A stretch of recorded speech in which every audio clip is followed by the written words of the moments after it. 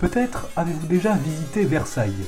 Après avoir attendu 1 heure sous un soleil de plomb, voici ce que vous avez sans doute pu admirer. Ou peut-être n'avez-vous jamais visité Versailles. Dans tous les cas, je vous invite aujourd'hui à découvrir le château, ses jardins et son histoire. Où que vous soyez et sans craindre de bousculer quelques touristes japonais de passage. Dans un premier temps, je vous raconterai l'histoire du château, du Moyen-Âge à nos jours. Puis nous irons nous promener dans les jardins, afin de contempler l'œuvre de Lenôtre. Enfin, vous découvrirez le circuit de visite ouvert au public, les grands appartements, du salon d'Hercule à la galerie des batailles, en passant par la mythique galerie des glaces. Versailles est un chef-d'œuvre de l'art français, mais il fut également un instrument politique sous la monarchie. Tout commence au Moyen-Âge. Au Moyen-Âge, Versailles est un bourg de 500 habitants. Il y a alors une colline avec une maison de meunier et un moulin sur laquelle Louis XIII fait bâtir en 1624 un modeste pavillon de chasse de briques et de pierre. Le roi aime y passer quelques jours, loin de la foule parisienne. Un appartement est aménagé pour lui au centre du bâtiment, c'est-à-dire l'emplacement de l'actuelle chambre du roi.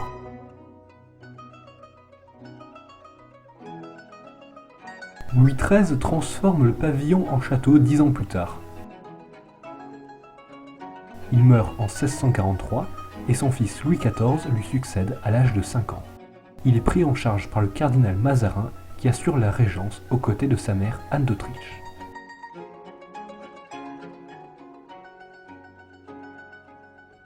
Mais Mazarin est impopulaire à cause de la lourde fiscalité et de la crise économique. La fronde se déchaîne contre lui. Partout dans le royaume, des poèmes satiriques apparaissent, les Mazarinades. Voici ce qu'écrit le poète burlesque Paul Scarron à propos de Mazarin. On te coupera, pauvre Jules, et l'un et l'autre testicule. Et alors, ô cardinal pelé, cardinal détesticulé, n'étant plus ni femme ni homme, comment paraîtras-tu dans Rome, mutilé du fatal boudin qui t'a fait prince de Gredin? En 1651, la foule parisienne craignant une fuite du roi le retient captif au palais royal avec sa mère. Louis XIV n'oubliera jamais cet épisode humiliant, il s'efforcera alors de se tenir éloigné des murmures de Paris. En 1655, le règne personnel de Louis XIV débute. Son intendant, Nicolas Fouquet, fait bâtir un somptueux château à Vaux-le-Vicomte à partir de 1653. Il emploie les plus grands artistes de l'époque, Lebrun pour les peintures, Lenôtre pour les jardins et Levaux pour l'architecture. En 1661, une fête est donnée au château de Vaux-le-Vicomte. Louis XIV y est invité. Il y voit des feux d'artifice, des fontaines, tout est somptueux et resplendissant. Le roi est vexé de voir tant de luxe chez son surintendant alors que les domaines royaux sont en piteux état. Fouquet est accusé de détourner de l'argent. Le roi le fait arrêter, puis emprisonner en 1661. À présent, Louis XIV désire montrer sa puissance dans la pierre. Il choisit Versailles afin de s'éloigner des dangers de la vie parisienne. Une première campagne de travaux est lancée en 1664. Le château de Louis XIII est conservé, sa surface est triplée. L'orangerie et la grotte de Tétis sont construites dans les jardins. Le toit de la grotte de Tétis servait tout d'abord de réservoir. L'intérieur était orné de coquillages et agrémenté de jets d'eau. Toutefois, les conditions de travail sur le chantier de Versailles sont extrêmement difficiles, en raison de l'environnement marécageux de Versailles. Environ 3000 ouvriers périssent à cause du paludisme. La question de l'eau représente un véritable défi à Versailles, en raison du très grand nombre de fontaines et de bassins. La première source d'eau à Versailles est l'étang de Clagny, situé près du château. En 1668, la demande en eau est croissante, on détourne les eaux de la Bièvre pour créer l'étang du Val. Mais les fontaines se multiplient, et la demande en eau ne cesse de croître. Alors, on établit le projet de pomper de l'eau depuis la Seine, située à une dizaine de kilomètres avec un fort dénivelé. Les aqueducs sont créés, comme l'aqueduc du Buc ou encore celui de Louvancienne. Mais ce n'est pas suffisant. Un projet titanesque apparaît alors, celui de la machine de Marly. Cette machine est située à Marly-le-Roi, au nord de Versailles. La machine de Marly est achevée en 1682. En théorie, elle peut pomper jusqu'à 6000 m3 d'eau par jour. Mais une fois achevée, le débit effectif n'est que de 3200 m3 d'eau par jour, soit l'équivalent d'une piscine olympique. L'apport en eau est encore insuffisant. Alors, un nouveau projet voit le jour, celui du canal de l'Eure, long de 80 km, et dont la construction emploie 30 000 hommes, dont 22 000 soldats. Les travaux commencent en 1685, mais ils sont interrompus par la guerre de la Ligue d'Augsbourg, la révocation de l'édit de Nantes et la politique de réunion du roi, c'est-à-dire l'annexion des territoires au nord-est de la France, entraînent les puissances protestantes comme l'Angleterre ou les Provinces-Unies dans une guerre contre le royaume de France. Le canal de l'Eure n'est jamais achevé, et à Versailles, l'heure est aux économies. Les fontaines ne fonctionnent qu'au passage du roi. Les jets d'eau, les bassins et les fontaines sont dirigés par les fontainiers. Les fontainiers sont également en charge des opérations de lutte contre les incendies. Dangeau rapporte un incident en date du 22 mai 1707 dans son journal. Le feu prit la nuit à Versailles, à l'appartement du maréchal de Noailles. Le désordre ne fut pas si grand qu'il pouvait être, parce qu'on y remédia promptement. Il y avait plus de 4000 hommes qui s'activaient à l'éteindre. Le toit et la charpente sont entièrement brûlés. En 1669, une deuxième campagne de travaux est lancée. Le château de briques est enveloppé de pierres blanches et une terrasse est aménagée avec vue sur les jardins. Elle deviendra plus tard la Galerie des Glaces.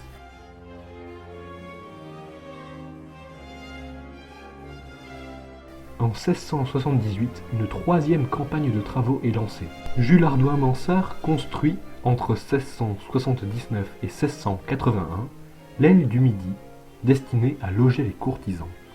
La cour s'installe en 1682 à Versailles, les ailes des ministres sont construites afin de loger l'administration royale, et le grand commun abrite les serviteurs du château. En 1701, Louis XIV fait aménager la chambre du roi au centre du château. En 1710, il fait ériger la chapelle royale. Le roi Soleil s'éteint le 1er septembre 1715, après un long règne de 72 ans. Son arrière-petit-fils Louis XV lui succède à l'âge de 5 ans. Louis XV souhaite un lieu commode pour les spectacles. Il fait bâtir l'Opéra Royal, inauguré en 1770 à l'occasion du mariage entre le jeune dauphin et Marie-Antoinette. Par ailleurs, il demande à l'architecte Gabriel de moderniser les façades vers la ville. Un premier pavillon est construit en 1772. La symétrie n'est rétablie que sous la Restauration, avec la construction d'un second pavillon, le pavillon Dufour, en 1820. Toutefois, sa partie arrière ne sera jamais terminée.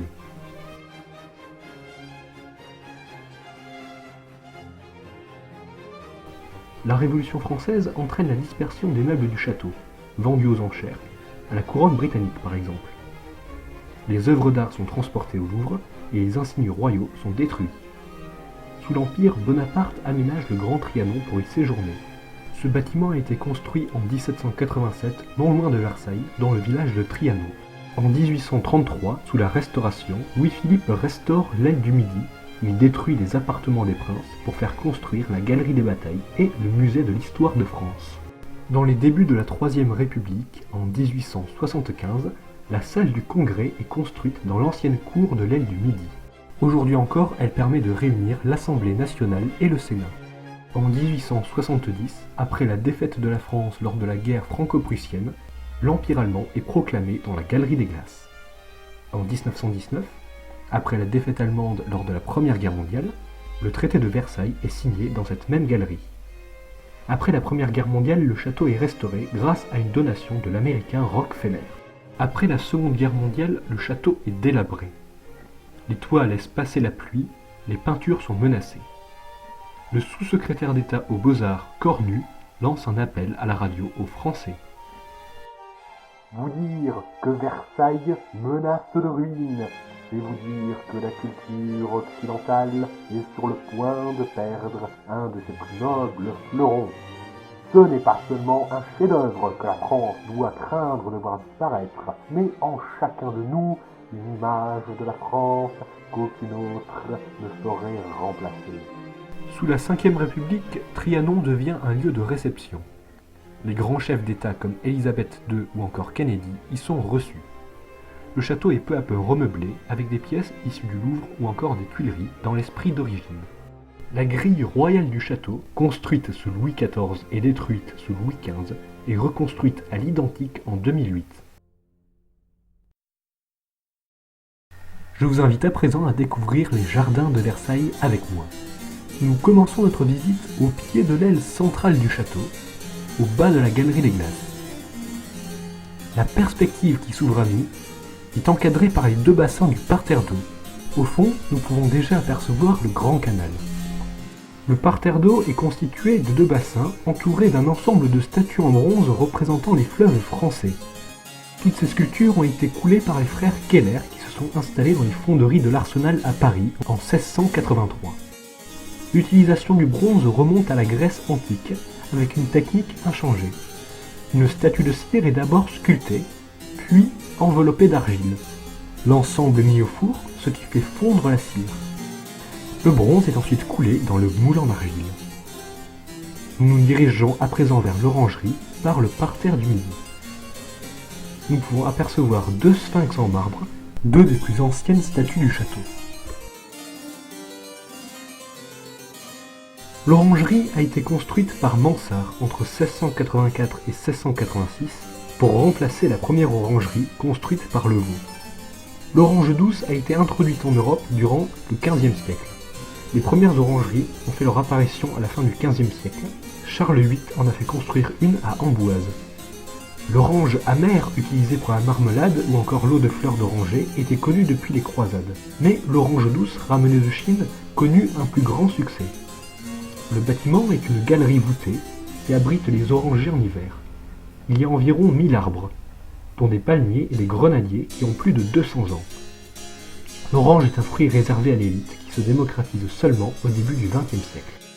La perspective est enrichie par la pièce d'eau des Suisses, creusée par le régiment des gardes suisses entre 1679 et 1684. Sous l'Ancien Régime, elle servait à de nombreuses fêtes nautiques.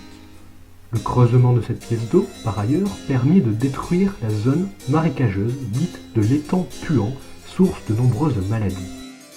Nous accédons au bas de l'orangerie par l'escalier des 100 marches.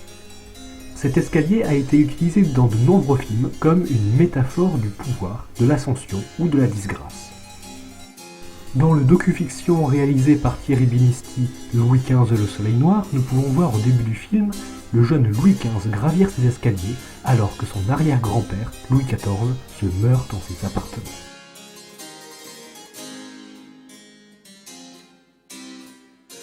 Dans le téléfilm de Nina Campanéez, L'Allée du Roi, Madame de Montespan échange avec Madame de Maintenon quelques mots assassins sur cet escalier. « Vous montez, madame, et moi je descends. Voilà un présage qui doit vous sembler bien plaisant. » Une fois au bas de l'orangerie, nous pouvons à présent nous diriger vers le bosquet de la Reine. Ce bosquet était à l'origine un labyrinthe, mais il a été transformé en jardin à l'anglaise en 1775. Louis XVI avait en effet lancé une campagne de replantation qui visait à reconvertir les jardins à la française en jardins à l'anglaise. Elle a finalement été abandonnée. Tandis que le jardin à la française cherche à montrer la domestication de la nature par des formes géométriques, symétriques, le jardin à l'anglaise cherche au contraire à donner l'illusion d'une nature qui n'aurait pas été affectée par l'action humaine. Nous nous dirigeons à présent vers le bosquet de la salle de bal, ou bosquet des rocailles. Il était orné de coquillages ramenés de la mer Rouge. Ce bosquet servait de scène au roi lorsqu'il dansait. Il a été inauguré en 1685, les musiciens se tenaient alors au-dessus des cascades. Il s'agit du dernier bosquet réalisé par le nôtre. Louis XIV avait une véritable passion pour la danse. Il fonda l'Académie royale de danse en 1661. Le ballet de cour s'imposa alors à cette époque. C'était un moyen pour le roi de montrer son autorité. Il apparaît en majesté lors du ballet de la nuit en 1653, couvert d'or, sublimé par des jeux de lumière.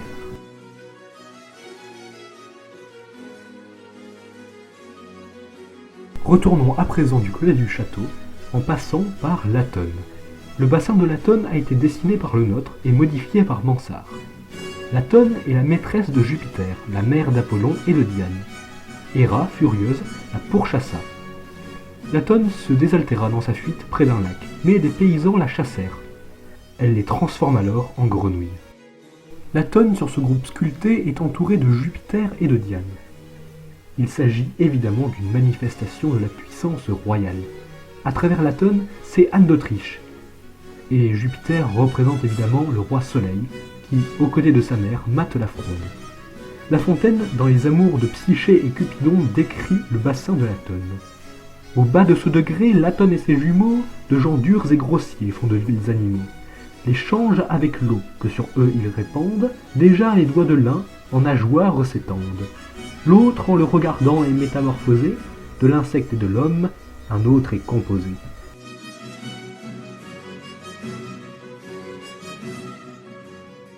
Dirigeons-nous à présent vers le bassin de Neptune, construit par le nôtre entre 1679 et 1681, orné d'un groupe central qui représente le triomphe de Neptune et d'Amphitrite.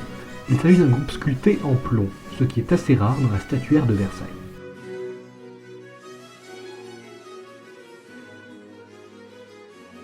Le bosquet de l'Arc de Triomphe a été réalisé entre 1677 et 1684. Il y avait à l'origine un arc de triomphe en ferronnerie dorée. Nous pouvons voir la France triomphante, en plomb doré, une célébration de la paix de Nimègue qui met fin à la guerre de Hollande et qui marque le triomphe de la France sur ses ennemis. À gauche, l'Espagne avec le lion, et le Saint-Empire avec l'aigle, un symbole impérial. Au bas, un dragon est terrassé, il représente l'échec de l'alliance Provinces-Unies, Espagne et Saint-Empire.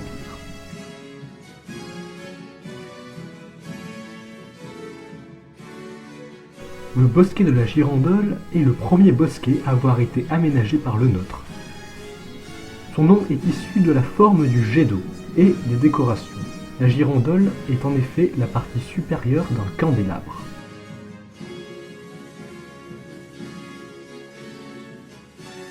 Le bassin du miroir a été nommé ainsi en raison de sa forme. Il a été commandé en 1702 par Louis XIV. Il constituait alors un vaste ensemble drainant avec un bassin situé sur l'actuel emplacement du Jardin du Roi. Ce bassin a été comblé par Denon sous Louis XVIII et transformé en jardin à l'anglaise.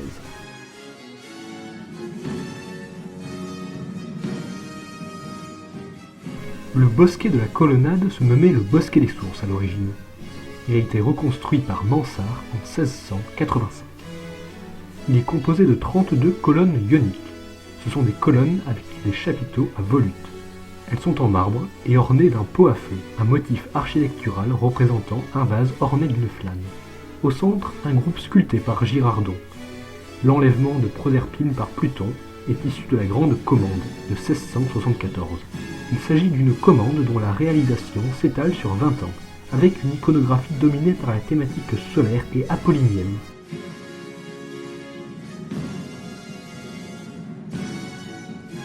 Nous revenons à présent dans l'axe du Grand Canal pour admirer le bassin d'Apollon, déjà présent sous Louis XIII mais modifié par Louis XIV, qui a fait réaliser une statue par Tuby entre 1668 et 1671. Apollon sur le char du soleil. Au centre du bosquet de l'Encelade, il y a une fontaine en plomb, exécutée par Marcy entre 1675 et 1677. Encelade est un titan qui a mené une révolte contre les dieux de l'Olympe, mais Jupiter l'a puni, il l'a enseveli sous une pluie de pierres. Il s'agit d'une allégorie de la puissance royale, mais également de la victoire de Louis XIV sur la Fronde.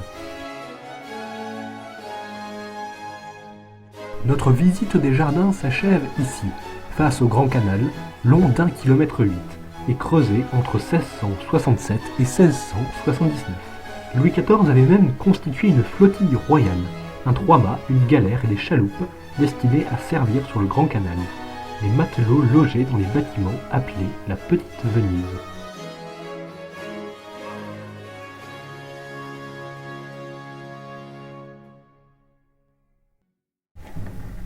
Notre visite du château commence ici, dans la cour de marbre. Déjà présente dans l'ancien château, elle a été entièrement refaite sous Louis-Philippe. L'horloge qui domine cette cour comportait à l'origine une seule aiguille, immobile, chargée de désigner l'heure de la mort du roi. Les bustes en marbre qui ornent cette cour représentent des empereurs romains.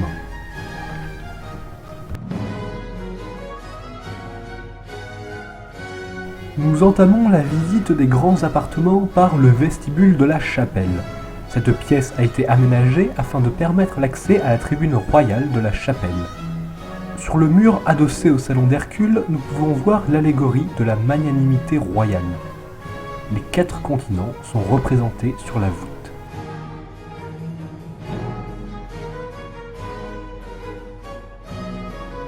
Nous entrons à présent dans le salon d'Hercule, le plus vaste salon du château.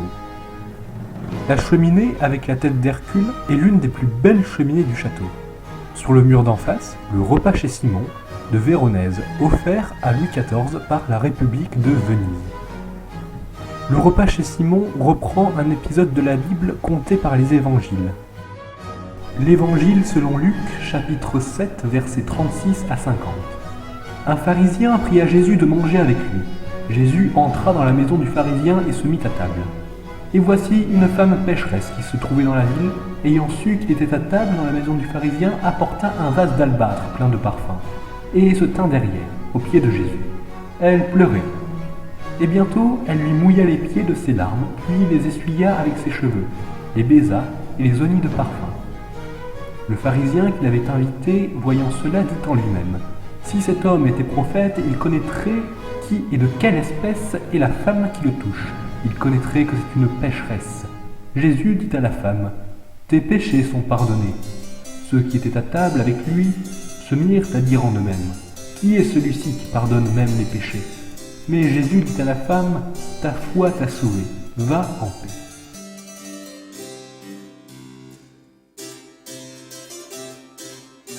Au-dessus de la cheminée, nous pouvons admirer Élisère et Rebecca, un tableau de Véronèse Athènes biblique. Abraham donna pour mission à son vieil intendant Élisère d'aller choisir en Mésopotamie une femme pour son fils Isaac. Arrivant près d'un puits avec ses 10 chameaux, Élisère rencontra parmi les filles venant puiser de l'eau Rebecca, qui lui donna à boire, pour lui et pour ses chameaux. Rebecca était donc la femme parfaite pour Isaac.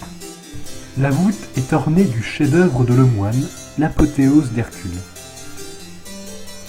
Pour Voltaire, il n'y a guère dans l'Europe de plus vaste ouvrage de peinture que le plafond de Lemoine, et je ne sais s'il y en a de plus beau. Ce chef-d'œuvre nous montre l'apothéose d'Hercule, c'est-à-dire son ascension vers l'Olympe. Par ses travaux surhumains, Hercule a su se rapprocher des dieux, une allégorie en quelque sorte du pouvoir royal. Lemoine a réalisé ici un véritable chef-d'œuvre digne des plus grands maîtres. Le poids écrasant de la réputation qu'il a acquise l'a directement mené à la dépression. 1 an après avoir réalisé l'apothéose d'Hercule, Lemoine se donne la mort.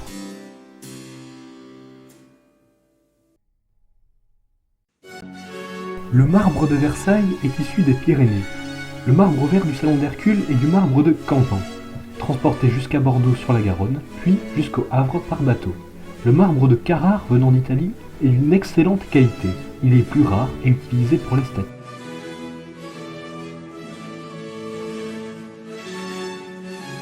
Nous entrons maintenant dans le salon de l'Abondance, qui servait de vestibule au cabinet des curiosités sous Louis XIV, puis de salon des jeux sous Louis XVI. Un buffet y était disposé lors des soirées d'appartement avec des boissons chaudes, des boissons froides et même des sorbets. Les meubles qui ornent ce salon sont de type marqueterie Boulle. Réalisés par l'ébéniste français André-Charles Boulle, ils sont caractérisés par des écailles de tortue et du cuivre. Les vases rouges sont en porphyre, une roche volcanique proche de l'andésite.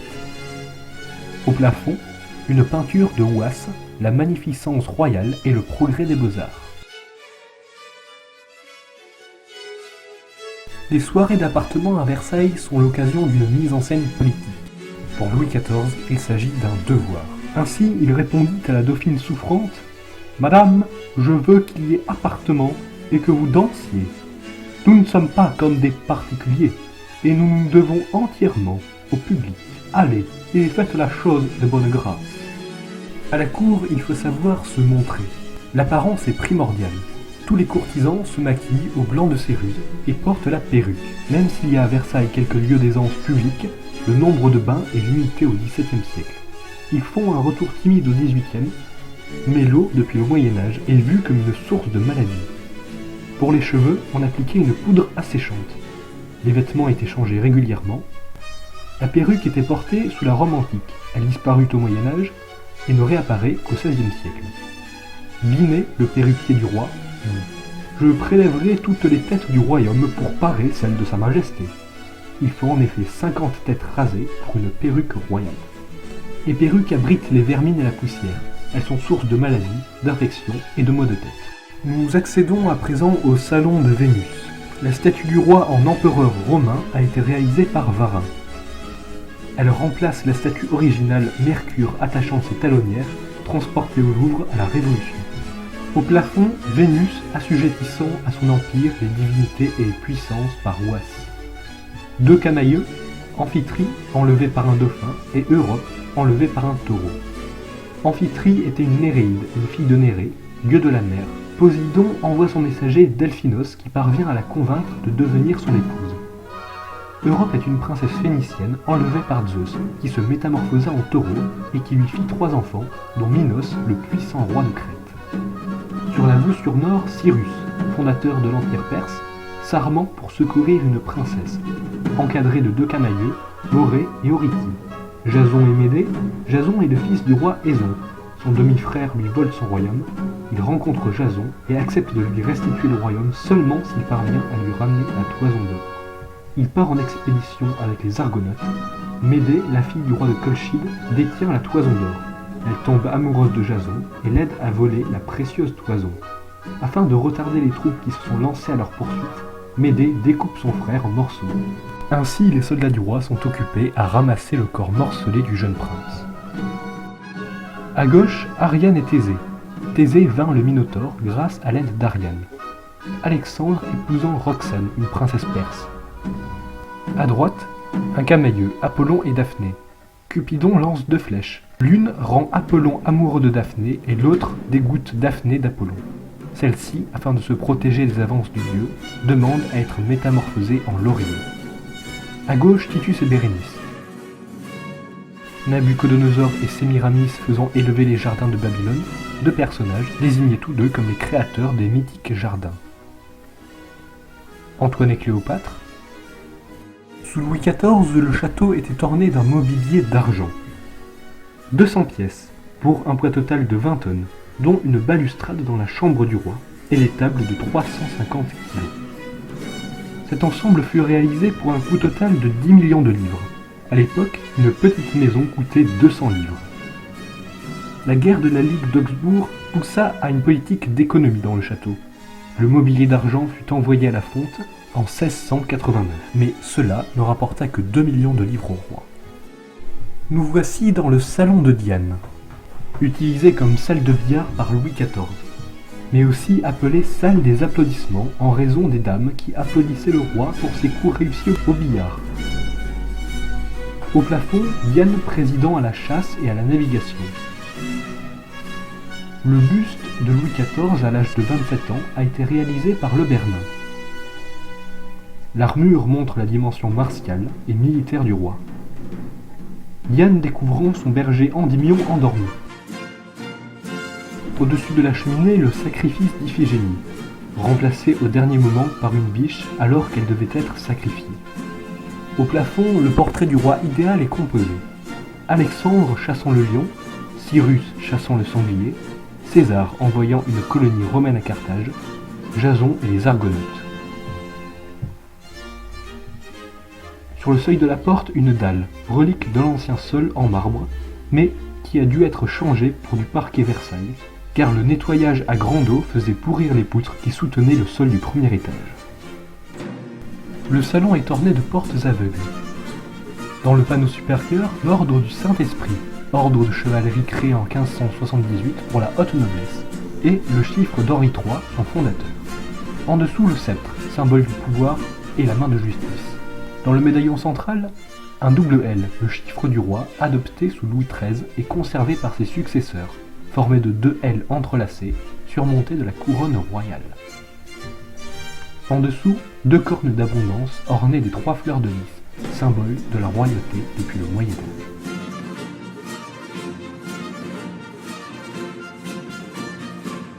Nous entrons maintenant dans le salon de Mars.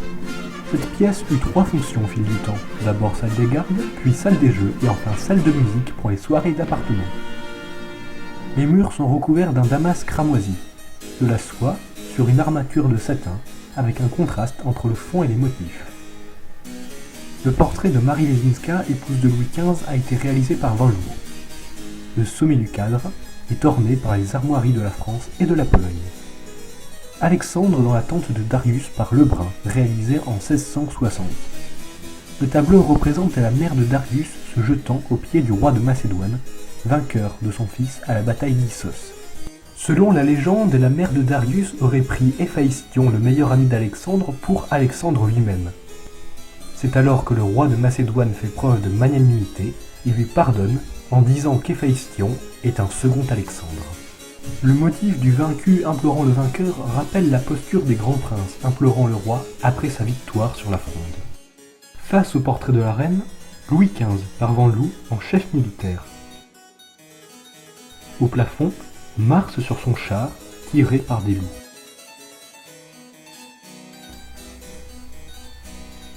Nous accédons à présent au salon de Mercure, chambre d'apparat sous Louis XIV, puis salon de jeu au XVIIIe. Ce lit a été commandé par Louis-Philippe.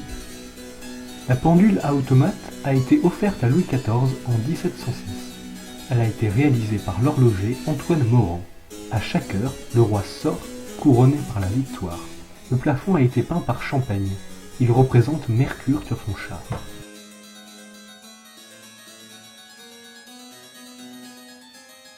Nous voici à présent dans le salon d'Apollon, qui servait de salle du trône sous Louis XIV.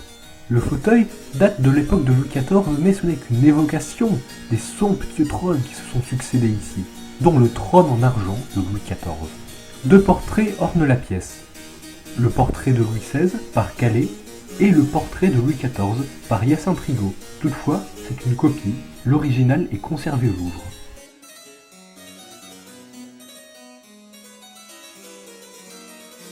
Nous entrons à présent dans le salon de la guerre. Le bas-relief en stuc représente Louis XIV à cheval foulant aux pieds ses ennemis. Il est couronné par 2 renommées et soutenu par 2 captifs enchaînés. Le bas-relief de la cheminée représente Clio, la muse de l'histoire, écrivant sous la dictée de la renommée. 2 bustes d'empereurs romains encadrent la porte, Domitien et Claude. Les voussures représentent 3 ennemis de la France et Bellone, la déesse de la guerre, semant le chaos.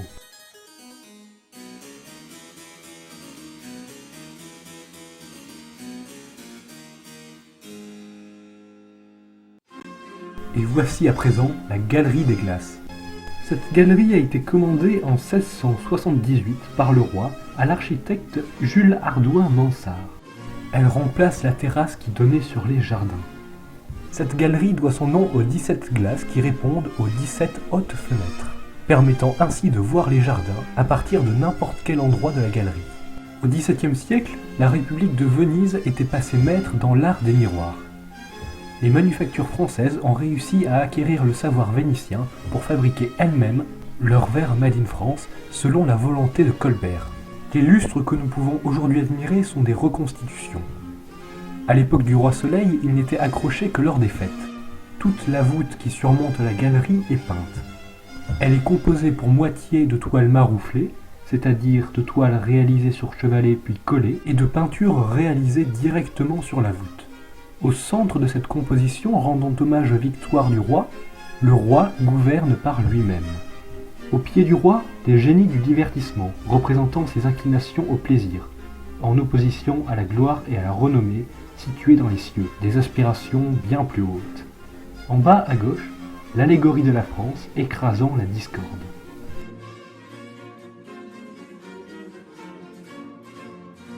Nous entrons maintenant dans le salon de l'œil de bœuf, nommé ainsi en raison de la forme particulière de la lucarne.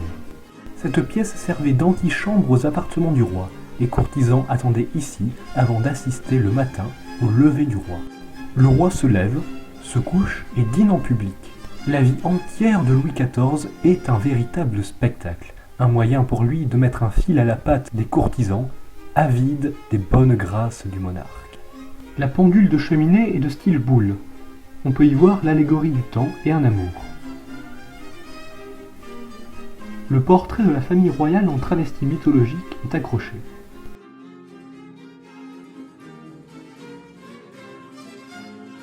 Nous entrons à présent dans la chambre du roi. Cette chambre a été construite en 1701 par Louis XIV. Elle se situe au centre du château. Le lit d'apparat a été reconstitué. Les tentures avaient été brûlées par Louis XVI, qui récupéra 60 kg d'or. Au-dessus du lit du roi, une allégorie de la France, veillant sur le sommeil du souverain. La balustrade sépare l'espace sacré du roi de l'espace profane. Louis XV fit rajouter une deuxième cheminée. De constitution plus faible que son arrière-grand-père, il supportait mal les 4 degrés de la chambre en hiver. Le fauteuil est destiné au premier valet de chambre, qui accompagne le roi dans son sommeil. Cette charge représentait le grade suprême de la domesticité à Versailles. Par ailleurs, cette charge était héréditaire. C'est ainsi que les membres de la famille Bontemps se sont succédés à sa tête de Louis XIII à Louis XV. Nous entrons dans le cabinet du conseil. C'est ici que le roi réunissait ses ministres pour régler les affaires du royaume. Le fauteuil est de type régence, il est réservé au roi, tandis que ses ministres se contentent des pliants. Le buste noir et blanc représente Scipion l'Africain. Nous pouvons admirer un tableau représentant la dispute entre Athéna et Poséidon pour savoir lequel des deux donnera son nom à la ville d'Athènes. Poséidon offrit une source d'eau salée aux Athéniens, tandis qu'Athéna leur offrit un olivier. C'est elle qui finit par donner son nom à la ville d'Athènes.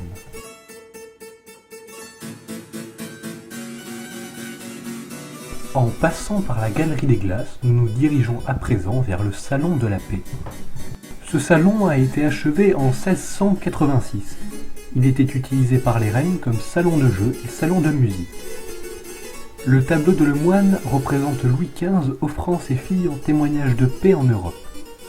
Le seul élément d'origine est le feu au lion dans la cheminée. Nous pouvons également admirer un magnifique vase de type Médicis. Le vase Médicis était détenu par la famille de Médicis. Il datait de l'Antiquité. Il a été admiré et recopié dans toute l'Europe. Nous entrons à présent dans la chambre de la reine. La décoration date de la reine Marie Lesinska, femme de Louis XV. Sur la cheminée, le buste de Marie-Antoinette par Lecomte. Nous pouvons également admirer un magnifique cerf-bijou en acajou et nacre dont les 4 angles sont en carton-pâte. La chambre de la reine obéit au même protocole que la chambre du roi. Le lit est séparé du reste de la pièce par une balustrade. On venait assister au lever de la reine tous les matins. Une petite porte est dissimulée dans la tapisserie. Le 6 octobre 1789, elle servit à Marie-Antoinette à échapper aux émeutiers qui envahirent le château de Versailles.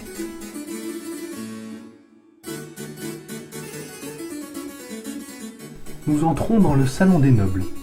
Cette pièce avait 2 fonctions. Une antichambre pour les dames qui venaient assister au lever de la reine, et une salle de réception pour les dames qui souhaitaient intégrer la cour. Elles étaient ici reçues par la reine.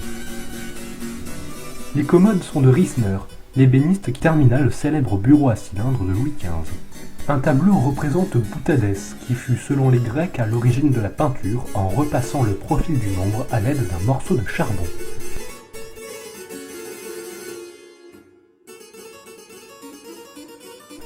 Nous accédons à présent à l'antichambre du grand couvert. Louis XIV y soupait tous les soirs avec la reine et la famille royale. Le couvert qui est présenté sur la table n'est pas de Versailles, il appartenait au roi Georges III d'Angleterre. Au mur, un portrait de Marie-Antoinette en compagnie de ses enfants par la peintre Élisabeth Vigée-Lebrun.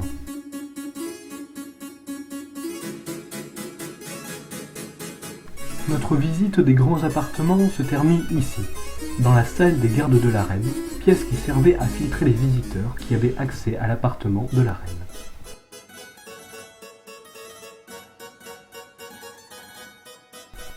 La pièce suivante est la salle du sacre. Elle a été transformée par Louis-Philippe pour glorifier Napoléon Ier. Elle nous donne accès à la galerie des batailles.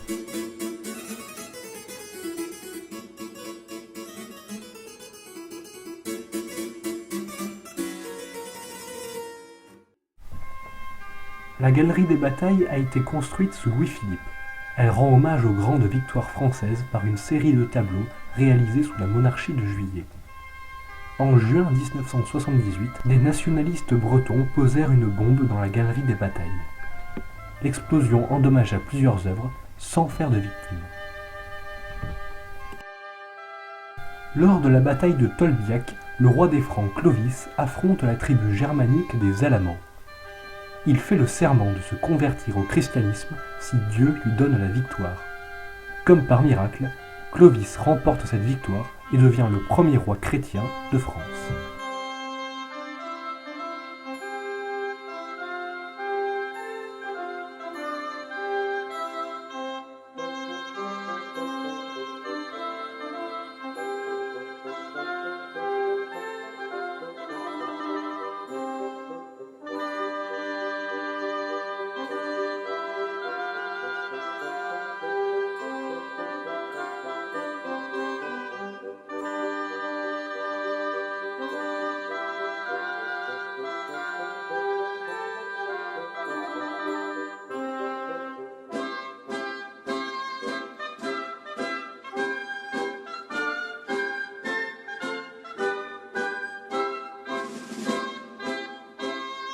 La bataille de Castillon se déroule près de Libourne en Gironde. Elle met fin à la guerre de 100 ans.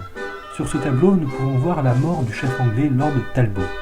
Les Français remportèrent cette bataille grâce à la supériorité de leur artillerie.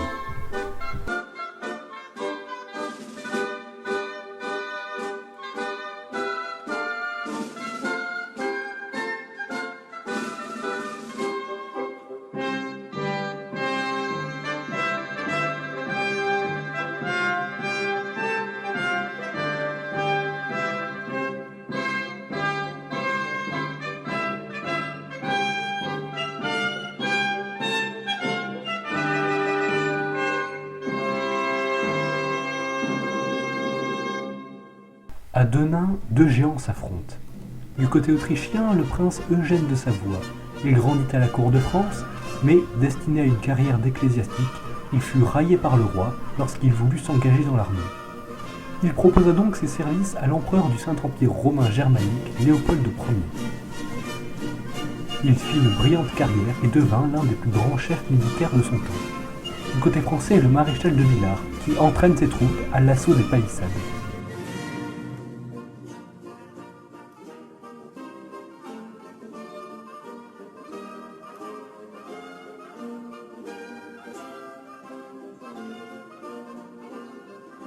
La bataille de Fontenoy est dans l'imaginaire populaire l'archétype de la guerre en dentelle. Un officier français, face aux provocations britanniques, se serait exclamé « Messieurs les Anglais, tirez les premiers !» Cette expression met l'accent sur le contraste qu'il existe entre les guerres du XVIIIe et celles de la Révolution et de l'Empire, bien plus sanglantes et meurtrières.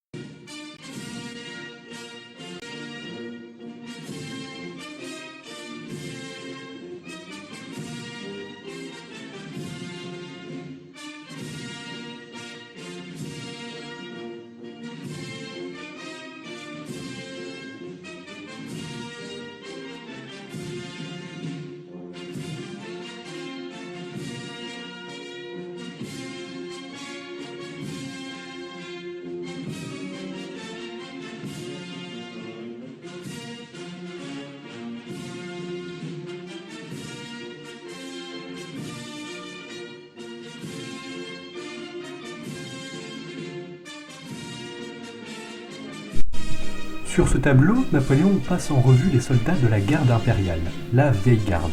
Ces soldats sont l'élite de la grande armée. Ils sont caractérisés par leur bonnet d'ourson. Ce bonnet à poil a été repris à Waterloo par les Anglais et aujourd'hui il coiffe la tête des gardes de Buckingham Palace.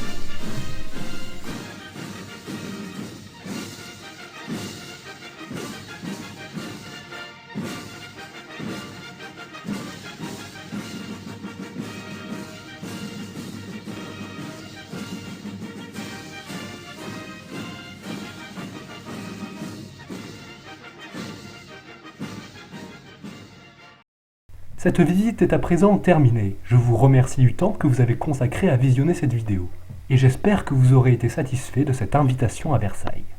Si vous en avez l'occasion, allez un jour à Versailles. Car rien ne vaut l'atmosphère sublime que dégage ce chef-d'œuvre qui a bravé les siècles et les outrages de l'histoire pour venir s'offrir aujourd'hui à notre regard, étincelant comme au premier jour.